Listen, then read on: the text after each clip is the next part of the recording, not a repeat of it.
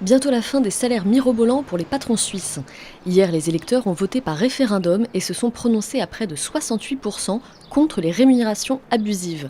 En pratique, ce sont les actionnaires des sociétés cotées en bourse qui décideront chaque année du salaire du conseil d'administration, du comité consultatif et de la direction.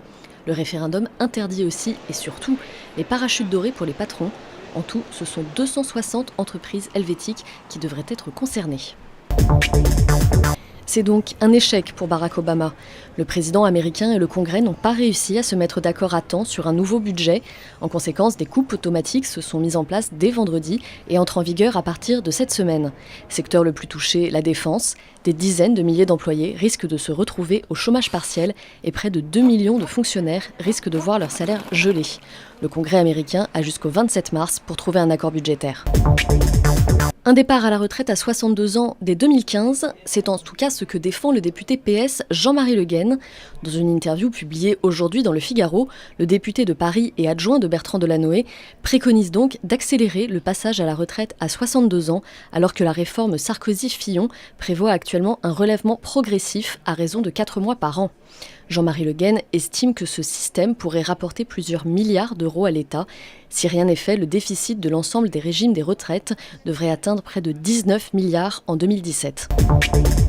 Bienvenue sur le plateau de Focus Echo. Nous avons l'impression actuellement assister à une nouvelle fin du monde. On avait la fin du monde des Mayas. Nous avons actuellement aux États-Unis la fin du monde du fiscal cliff, du fameux mur budgétaire. Qu'est-ce que ça veut dire? On va en parler aujourd'hui avec Sandrine Houry-Aron et avec Jennifer Razo, qui est conseillère financière. Voilà, Sandrine, résumons. Les États-Unis ont des dettes actuellement de 16 400 milliards de dollars. Ils doivent économiser 85 milliards et on nous explique c'est très grave, c'est la fin du monde, etc. Est-ce que ce n'est pas plutôt un jeu politique, un jeu politicien? Oui, certainement, c'est un jeu politique entre les démocrates et les républicains, ça c'est évident. Le problème, à mon avis, c'est pas les 85 milliards, mais c'est plutôt les 16 000 milliards de dettes. Voilà, c'est plutôt ça le vrai problème qu'il va falloir effectivement résoudre. Mais c'est vrai qu'ils en ont fait un peu un film hollywoodien de ce problème qui est grave, mais disons, c'est pas les 85 millions de coupes qui vont créer la fin du monde. On doit faire ces économies depuis à peu près 2008. Bien sûr. La planche à billets tourne, elle tourne. Et au lieu de faire des économies, on nous imprime des dollars. C'est-à-dire qu'au début, c'était indispensable pour faire repartir l'économie. Oui. Puisque quand on fait des dépenses, on va créer de la croissance, c'est-à-dire que les sociétés vont devoir produire pour faire ces dépenses, par exemple des routes. Il va y avoir plus d'employés, les employés vont être augmentés, il va y avoir plus de gens qui gagnent de l'argent. Donc plus de pouvoir d'achat. Voilà, plus de pouvoir d'achat, cet argent retourne dans l'économie, ce qui crée de la croissance. Donc c'était effectivement indispensable en 2008. Mais il y a un moment où il faut arrêter, parce que quand même, il y a plus de dépenses, à un moment donné, il faut payer ses dépenses.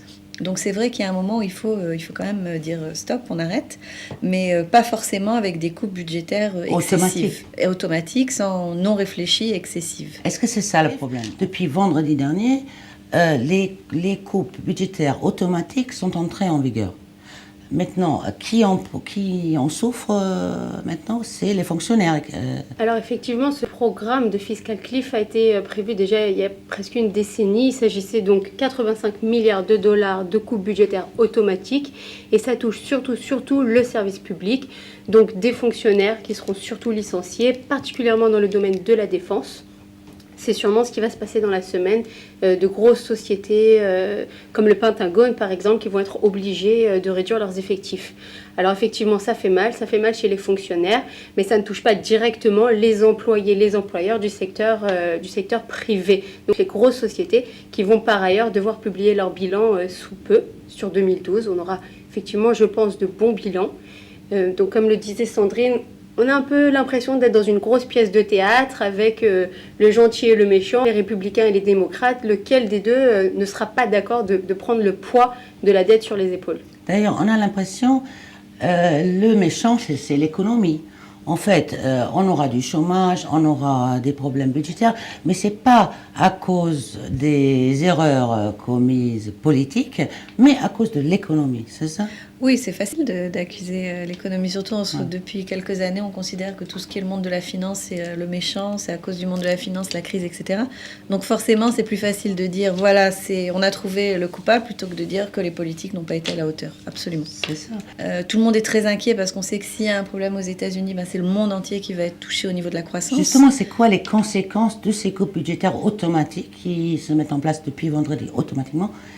Quelles sont les conséquences sur l'économie internationale? Je pense que pour l'instant, on ne va pas les ressentir. D'abord, il y a une preuve assez intéressante qui vient du public.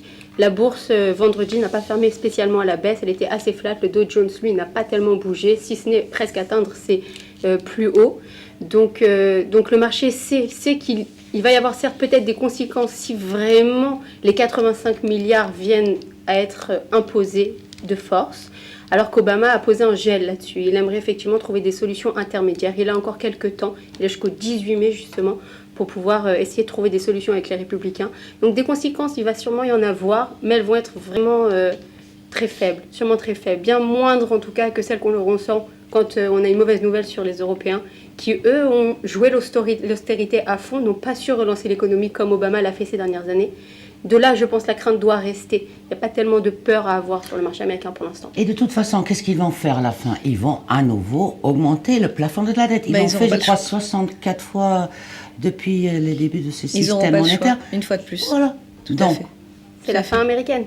Donc la fin du monde n'aura pas lieu, en tout cas pas dans les semaines à venir. Non, on n'espère pas en On n'espère pas. Pour les investisseurs, qu'est-ce que ça représente? Peut-être on va passer au conseil de Sandrine. Alors le conseil d'aujourd'hui, puisqu'on parle des marchés américains, ça va être effectivement d'investir sur les marchés américains, donc savoir à quel moment rentrer sur le marché, mais certainement l'année 2013, être investi sur le S&P ou sur les gros indices américains de façon à nouveau intelligente. Dernière question. Aux États-Unis, il y a 2 agences de notation qui ont interdiction de noter les États-Unis dans les mois, les années à venir. Ça tombe bien, non, pour... Ah bah oui, c'est Hein?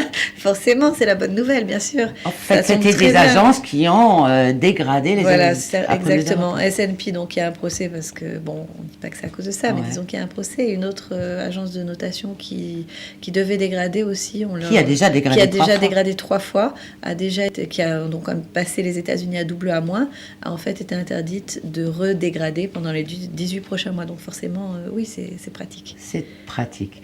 Voilà, je vous remercie tous les deux. L'émission touche déjà à sa fin. Je vous remercie de nous avoir suivis et à demain pour un autre Focus Eco.